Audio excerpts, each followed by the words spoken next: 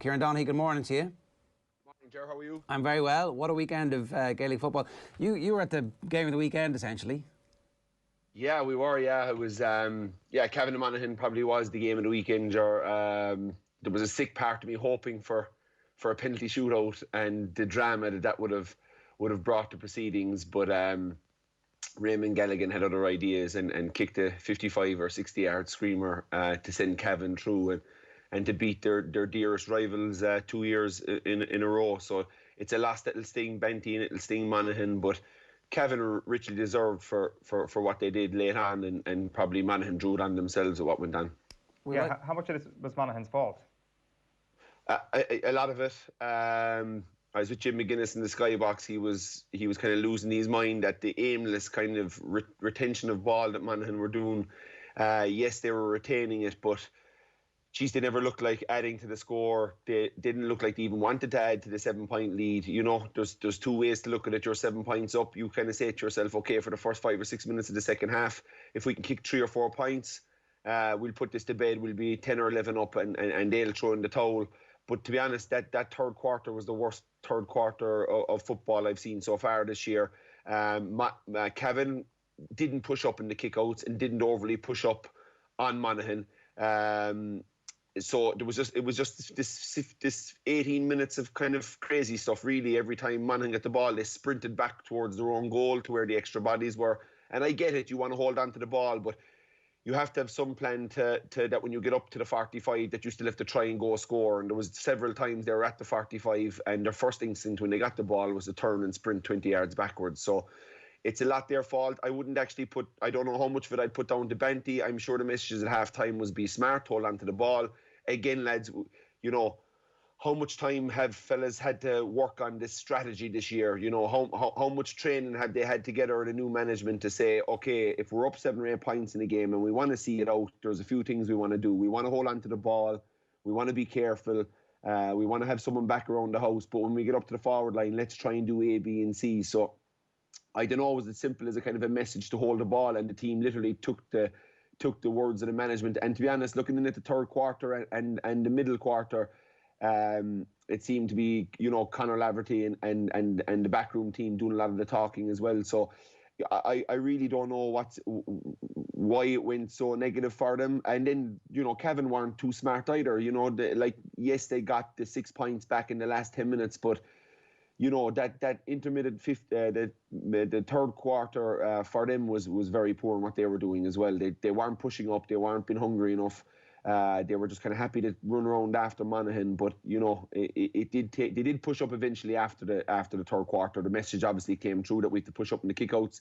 They had to push up on the sweeper. The sweeper was getting a lot of short kickouts, and once they started going long, I think Monaghan had 9 kickouts in the last quarter, and Cavan won 7 of them, and was a great platform. And that's what gave him the lead. And Thomas Gallagher came on in the midfield, and he was just ginormous out there. Did Monaghan get overly obsessed with what direction the wind was blowing in? Because it seemed that they were just reluctant to attack that goal when the wind was blowing in their face. It might have been as much to do with that as it was to do with clinging onto the lead, because it did seem bizarre at times. Yeah, you might have seen in the report card I did for Off the Ball after the game, you know, I said the poor inside forward line from Monaghan must have been ready to pull their hair out, because you had young O'Hanlon, who was outstanding in the first half. I thought he should have got a penalty. He was industrious in everything he did. He had 2 assists. He kicked a lovely point. He just looked dangerous. You've obviously McManus, who'd won 3, who was outstanding. And you Conor McCarthy in the other half, who chipped over a point, but that was looking dangerous enough. So that's a really good inside forward line. So, but yeah, you know, they never used them in that first period in the second half, and it set into the team. It was infectious, the bad play, and it was sloppy, and like Monaghan, even in the last quarter, did 3 or 4 terrible turnovers going across their own middle of the field, trying to kick crossfield passes and slicing them off the boot. Cavan guys coming onto them. But the problem was when Cavan came onto it a lot of time, they had actually nobody up front to drive on and kick a ball into a match winner. So they were having to carry it back down the pitch. So it was like watching a slow game of tennis for a long periods of that second half. But once Cavan got the spark, and the spark was Gallagher in the middle of the field, and he kicked a lovely point. And look, they had a few big scores. The right back, Brady, kicked an absolute monster on the outside of the right boot to tie it. But you could tell when they started chipping away, Martin O'Reilly got a crucial point that kind of narrowed it to 3, and now they really were within striking distance. And you could just see the belief, and Monaghan couldn't go back. They couldn't find their way back to the way they played so well in the first half. Yes, the wins is a factor, and we're always going to say that, but it can't be that much where, you know, it just stops you playing, and you know, you completely change. Absolutely, there's facets to your games you have to look at. You can look at it maybe pressing up if you're playing with the breeze because the keeper's kicking it out against it.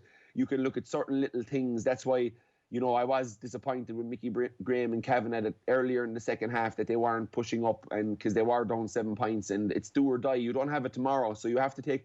I prefer to lose by 10 points than lose by 6 points. I'd prefer to lose by 10 if I was doing the right things to try and claw it back, and we got hit in the counter attack or whatever. I'd take that, but just aimlessly going through a third quarter like they did, where, you know, they went from 7 down to 6 down. That's not enough. But their last 10 minutes was outstanding, and Mickey has to get the credit for eventually pushing up in them and winning more kickouts and kicking, and they had great composure on their score zone. And I had a question. Go. From the ground, and as a player who's been in matches like that, how aware are you guys of the exact amount of time that's left? Because Cavan were very relaxed, it seemed, about clawing that team back, whereas the next day we saw a team panic with about 7 or 8 minutes left to go in Tyrone, trying to pull back a 2-point lead. It made no sense to me.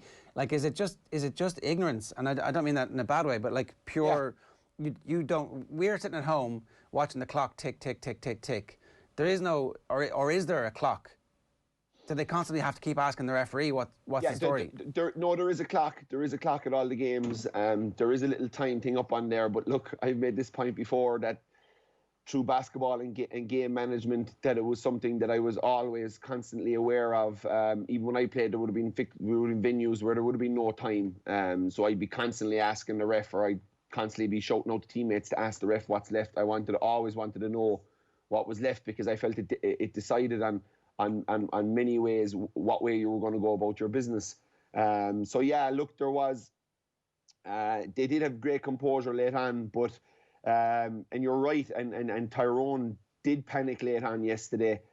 Even Marty Marcy was panicking in the commentary box at 70 minutes. He was saying with Donegal with a 2-point lead, and he kind of said Tyrone need a goal now, like, you know, and I was saying no, they don't. They need to clip over. They need to clip over their 2 points. But the match yesterday was 4 points, and they managed to get it in stoppage time. Like, come on, pay attention to this stuff. Yeah, absolutely. And no, it did help that you know, the breeze in Clonus, and we all know going into the bottom goals, and we saw McManus fire over a few buttes in the first half. But when you're playing into that scoring goals in Clonus, once you get the flight of a going jar at the post, the wind seems to kind of carry it over for you. So maybe they didn't have that in Ballybuffet, but there was certainly panic. You know, I think Tyrone late on taking off McCurry and Canavan probably lost that insight that they could go to craft the score or to work a free. And look, it was disappointing for them because they certainly did panic, and they were so close, Jar. Like Tyrone could win that game 6 times out of 10, you know, and that's considering they were very limited in the possession they got around the middle of the field. They still could have won that game if they'd have taken their chances a bit better. So they'll be sore this morning in the back of that. One tactical question I have, Kieran, is like you mentioned Cavan's kick out or Cavan going against the kick out with the wind at their back and not pushing up, which is obviously criminal. But if we look at the situation in Donegal against Tyrone yesterday and Michael Langan's goal, that comes with Sean Patton with the wind at his back. So what do you do when you're facing a goalkeeper like Patton with a foot like a traction engine with the wind at his back? Do you push up on that kick out, or do you not? What is the right thing to do in that situation? I don't think you do, and I think what Mickey Graham probably has to get the most credit for over the weekend is the job that he did on Rory Beggan, who's a match winner for Monaghan, and the job he did in him was extremely good, because he completely negated his influence with the breeze, which would have been very frustrating for Beggan. Now you have a guy who can kick the ball 70 or 80 yards through the eye of a needle, and he's been forced to take 20-yard kickouts to his cornerbacks, and that was really good by Mickey Graham. The only issue I have is that the push up in the second half didn't come slightly quicker. But of course, you look at what Patton did, You look at a few of the points Tyrone got even. We're coming off of Niall Morgan, 70 or 80 yard bombs hitting the deck, flying over fellas' heads and inside to forward. So there is a huge difference in how you set up, I would say, versus kickouts. And in fairness, Kevin McStay, he made a good point yesterday that the ref should start looking at calling these water breaks on live play rather than kickouts, because it does give team it's a minute time out to organise what you're going to do and try and push up in this kick out. So it's the breeze and the wind and the conditions are going to have a huge factor going forward in this championship. And teams do have to prepare slightly different, that if they're playing with that big breeze at their back, how can they pin a team in? How can you push up where the keeper's kickouts are dropping kind of nearly backwards down from the sky because the breeze is so big? So there is certain ways that you can look to attack a team. But I thought Mickey Graham in the first half for Cavan, and you have to think about it, Cavan had a 1-2 to a point lead in that game. Monaghan just really took control with about 10 minutes to go and made that lead from a level or game or a point up to 7 points at half time. They had a really strong finish to the half. But I still think, Mickey Graham would have been happy with how they negated Beggan in the first half, and then when they pushed up on them late on, that had a huge influence on how the game changed. We can talk about Donegal and how well equipped that group of players are going to be to deal with those weather conditions, but I just want to bring everybody what Sean Cavan is saying today in the Star. He's saying it's now the right time for Mickey to call it a day, and I don't think he went quite this far on the telly last night, but certainly he's saying Mickey, a legend, absolutely, and deserves all the praise for that, but the long and the short of it is we shouldn't be afraid to embrace change, is the line. And the change is coming in the form of a new manager. Or is it? Because Mickey Harte probably doesn't want to leave now. Yeah, well, look, it's, as I said, look, the only thing I think Mickey Harte, the two things I think Mickey Harte did wrong yesterday, and look, we're all humans, and it's very easy to sit in here on a Monday morning and discuss what guys did wrong in the heat of championship battle. But maybe McKenna too close to goal for too long. I think they could have afforded to bring him out and maybe leave him a Curry and a Canavan inside, and just McKenna's kick passing, as we've seen, has been outstanding. So maybe him getting him out there, because when McGee came off, when McGee went off at half time, we were kind of looking okay. But in fairness, Brennan did an equally impressive job, and Stephen McMiniman at different stages marking those two guys. So I think that was one mistake. And yeah, just with how they the McCurry. Yeah, the use of getting your two kind of sharpest guys that would score, that would chip over free or just have the guile to work something coming off. That was a mistake, I think. But other than that, Tyrone's goal chances, like Peter Harte is an experienced player, didn't have a great game, which is probably why he snatched at his shot when he was going through. He knew he wasn't going well, and all of a sudden, if you can stick that ball into the top corner, maybe you start feeling better about yourself. You give your team an injection. He went for that. Maybe another solo. You the sharpshooter McKenna, who's shown how versatile he is in front of goals. We saw him against Mayo last week, jinking and faking on his right and going on to his weaker left and putting it in off the post. Like, that kind of finishing ability. If you're Peter Harte and you keep driving there and your keeper comes out and the other defender gets to the line, well, then you have a simple 6 or 7 yard hand pass to McKenna, who's looking at a corner back in the goals and will undoubtedly score. A goal at that stage would have won the game. Look,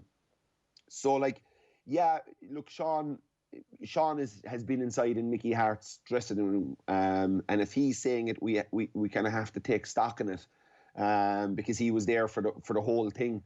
And if he, what Mickey Harte brought to Tyrone, the All-Ireland success, he's 6 Ulster Championships during in an era where you had the great Armagh team in the early noughties, or in the noughties there, they were prime candidates every year.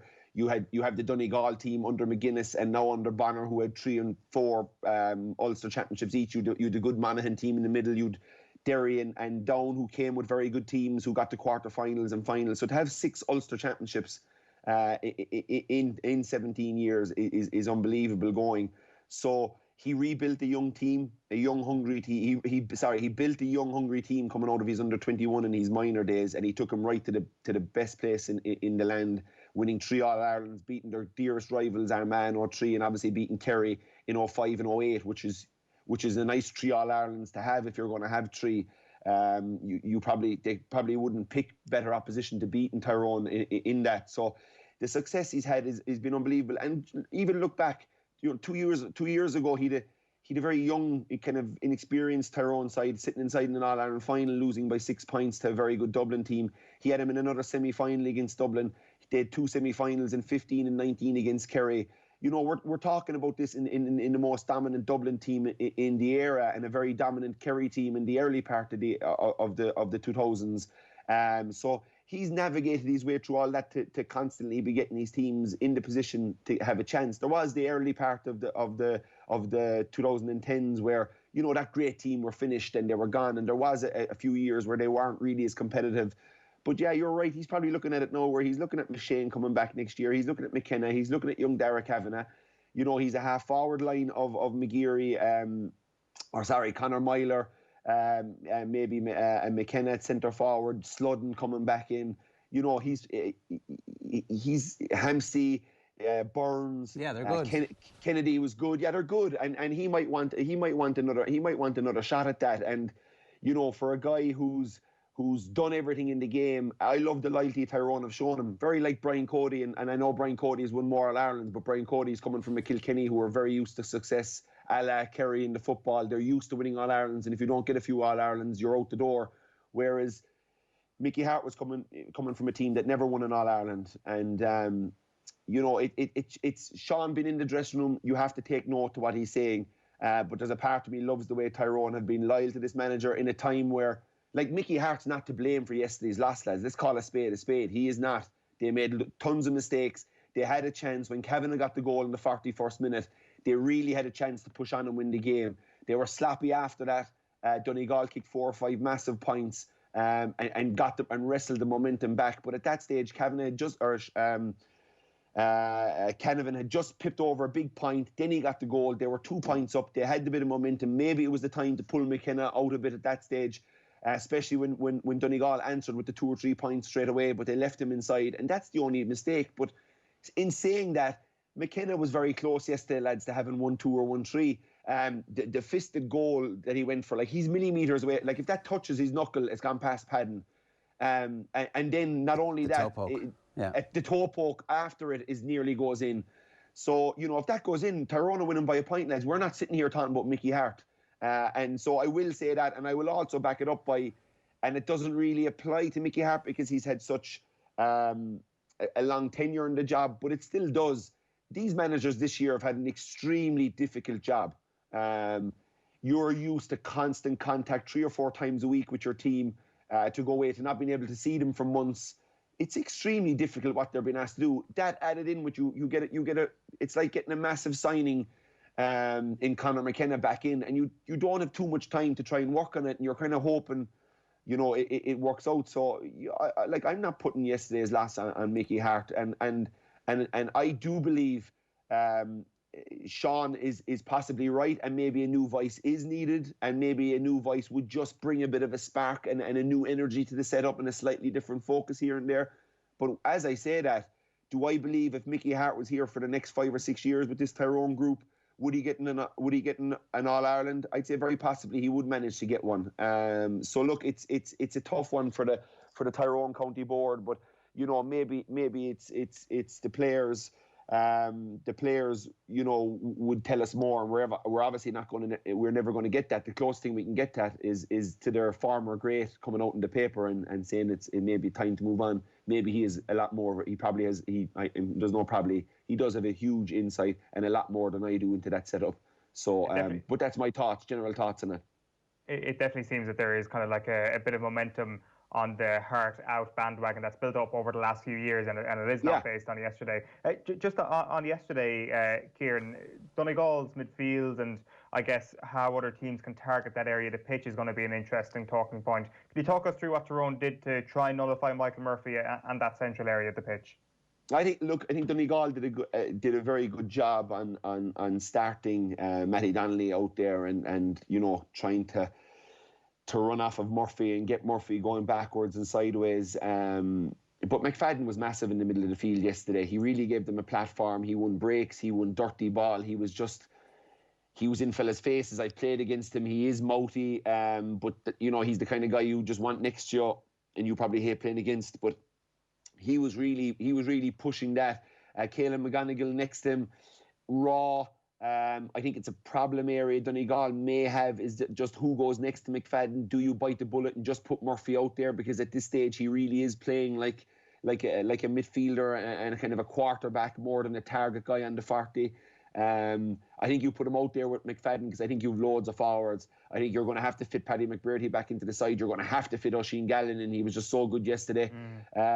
Jim telling me in the commentary box with Sky for the Cavan game that Oisín Gallen is absolutely roasting people in training, is probably the most on-form forward inside there, saying that he didn't start, which is maybe his impact was looked at because he was such an impact. He was so good in everything he did. He was back tracking back. He was back tackling. If you look at that build-up to that score, that put them the 2 points up in the 67th minute, they had 28 hand passes and 4 kick passes and held the ball for 2 minutes and 50 seconds.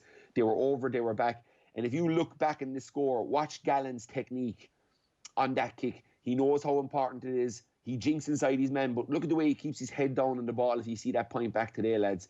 As he kicks that ball, he's like a good golfer. The leg is gone, the ball is gone, and his head is still looking at the ground. He really stood over it because it was into the breeze. It was a very tough kick, and that was a huge score for them. You have your, you know, if you can get Murphy into the half-forward line, you know, you're possibly looking at, you know, up there with the best half-forward line in the country with Thompson yesterday. He's just so rangy. He's so smart. He's so accurate in the left leg. He can go past you. He's a good kick passer. You have Murphy at centre-forward, and then you've Langan, who was, you know, unbelievable yesterday. The long-range points. The goal was just such a massive score. It was 5 points to Tyrone and 2 to Donegal, and they were really struggling, Donegal. Thompson put over the free to get them off the mark, and then this Langan goal came after his point, and he was a real injection. So you look at the forwards they have the forwards to compete right at the top level. Can you afford to get Murphy out with McFadden in the middle of the field? Is Jason McGee the answer? Is Caelan McGonigal the answer? I think he was good yesterday, but I think he had about 4 or 5, maybe even 6 turnovers. I could hear you. I don't know if you picked it up in the commentary, but you could hear the backroom team member that was right on the line on that side in Ballybuffet. He had a few choice bits of language at times for Caelan McGonigal running into traffic. I could hear him roaring, stay out of traffic. So he'll get a little slap in the wrists about that this morning, and rightly so. On a wet day, you do have to go to the contact, and then you're hoping that you're already seeing your next move ahead and that you slip the pass just as the contact comes to get you. But he constantly ran into contact yesterday. Jason McGee came on for him in the middle of the field, so he may be an option. But I don't know, would you just get Murphy out there? He is your spiritual leader. He is going to be on more ball out there. He'll get on easier ball out there in the middle of the field. It's easier I always feel it's easier to mark a centre forward out of it than it is mark a midfielder out of it. So he'll have loads of options, but they have, you know, and their spine. Look, the only worry for me is where's Neil McGee this morning? What is his injury going forward? Donegal are a real serious contender, lads, but they need Neil McGee. You see, they put him on.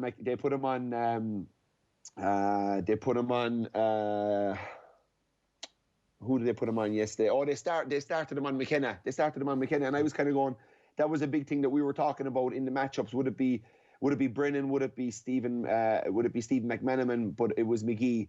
And in fairness, he did well. You know, I could see him at times watching it on the game. I could see the ball 20 yards past McKenna, and he's attacking half of the pitch, and McGee just banging him into the chest. It was a real tagger's job, as the Aussie rules, and that's what we said on Friday morning on this show, lads, is that they needed probably to tag McKenna if they were to have any hope of winning, and he did a great job for that first half on him. But he'll be a big loss, and if he is missing, Owen Bond was iffy enough yesterday. You know, he was very good going forward, but he was a bit iffy defensively. He obviously had the mistake, which, you know, you have to give these guys chances, McGonigal included, with going into traffic. But you have to be smart enough to know the conditions as well, and know when's the right time to play a little ball. The hand pass from Patton or the kick pass from Patton across Owen Bond wasn't the best. You probably had to hit him in the chest if you're looking to give Owen Bond a bailout on it. But Owen McHugh, their bench was brilliant. McHugh was brilliant. Gallen was brilliant, and they were full value for the victory yesterday. And in saying that, Tyrone could have very easily nipped that. I've got to ask you about the general sense in the game, or in the build-up to the game against Cork at the weekend. How confident are people in Kerry that, although this Cork side are improving, Kerry are still a good bit ahead of them? no matter what I say, Gerard, won't be good enough for anybody anyway, because I was always a cautious fella. I always expected the best out of the opposition. I was always... I played with guys that were much more relaxed, and when we were playing someone that people expected us to beat, there would have been a few guys, would have been supremely confident in that we are the better team and we're just going to win. I was always on the fearful side of if they do this and if they do that. So I'm never going to. A leopard doesn't change his spots. Cork, like if you get conditions like you do yesterday, it doesn't overly help a kicking game. A good ball running team, a team that are good with ball in hand, it helps them. But look, you do expect Kerry to go down there, Ger, and put in a good performance and show why they're, could have won that first All-Ireland very easily last year. Show why they're serious about winning this All-Ireland. Peter Keane has had them really well prepared the last few games. They look like they're in good fettle. You've an inside forward line that's really firing with Tony Brosnan and David Clifford. You have a Tommy Walsh that's in around there. You have a Paul Ganey that's coming back from a hamstring sting. You have Killian Spillane. You have your option. Diarmuid O'Connor is doing really well in the middle of the field next to Dave Moore, and you have Jack Barry going for positions there. You obviously have Sean O'Shea at centre forward. Our back unit, our back six has been as settled as it possibly could be at this stage of the season. So, he hasn't had much hardship so far. They're going to get a real test down here. I'm covering it for Off the Ball on Sunday and really looking forward to seeing what both teams bring. And a quick word about Mayo. The benefits of having a game seemed to be borne out in the hurling in particular, that the championship is completely different from the league, notwithstanding the fact that it's a week after it. But actually, for Mayo to have that run out and to be a bit stuttery in the early stages, and for Killian O'Connor to go and shoot 110 or whatever it was, 112, that's them clearing their pipes ahead of the Roscommon game. But Roscommon are a serious team. They are. Roscommon are serious, and they've shown that over the last few years. Roscommon haven't come out of nowhere here. They're getting better. Conor Cox's arrival last year was big for them. He was sensational in a lot of games. He's a real focal point for them. But Mayo are for real in this championship, lads. I didn't jump off the bandwagon when they had a bad start against the Breeze and Castlebar against Tyrone last week, and people were jumping up and down about, they're gone, here they go again. They clawed that game back and very easily could have won that game in Castlebar after being 9 points down against an opposition like Tyrone, which is never easy to call it back against. Killian O'Connor back in, 7 debutants played, some of the older fellas coming back into the reckoning. Aidan O'Shea at full forward. They have a seriously good tackling full forward line with Killian O'Connor and Aidan O'Shea, and young Conroy again with a great goal and really looks the part at 15. So they've got what you need for winter football. If you're talking about a team tackling out of defence, we often say over the last number of years that there's nobody better than Mayo. You add that onto wet, slippy conditions and the contact that they get on you, they're going to be a nightmare to come out against you. Yeah. If they can get over Roscommon, they should be like number 1 in the power rankings, is what I'm hearing you say here, Kieran. That's what I'm hearing. If they get over, I'm not messing with Owen's power rankings. I'm not getting between you lovebirds on that issue. But what I will say is, I do think it could be a year where Mayo find a bit of magic and a bit of momentum at the right time, and this thing will be over before we know it, lads. If we do get through it by December 19th, and it wouldn't surprise me at all if Mayo were sitting in a semi-final, getting ready for a game against Kerry, and letting Donegal possibly go toe-to-toe with the Dubs on the other side, and having one more crack at it and one more day in the sun for a lot of those fellas that are edging towards the end of their career. I never push people out the door, because people should be able to retire whenever they want to. But certainly when you start getting past the 32 and 33s, you start thinking, how long do I have left? Can I get an All-Ireland before I go? And I'm sure there's a certain few Mayo fellas that have signed up for this year on that basis, and they'll be happy with where they are right now, I would feel. Yeah, look, I think it would be the most 2020 thing that happened all year. You're right. If Mayo were to win this. And a reminder, Jim McGuinness tipped him as well on Sky for Mayo. He did. And he knows that, that tackling forward pressure in these type of conditions is massive, and Mayo, along with probably Dublin, would be probably the best, and obviously Kerry trying to get there on that side of it with a tackling out from the front. Kieran, good stuff. Thanks a million for joining us. Great stuff, boys. Good luck to you and good morning. That's Kieran Donaghy. The next weekend's games: Cork against Kerry on Sunday, Limerick against Tip on Saturday. In Ulster, it's Cavan against Antrim, and Fermanagh against Down. In Leinster, Westmeath against the Dubs. That's on Saturday.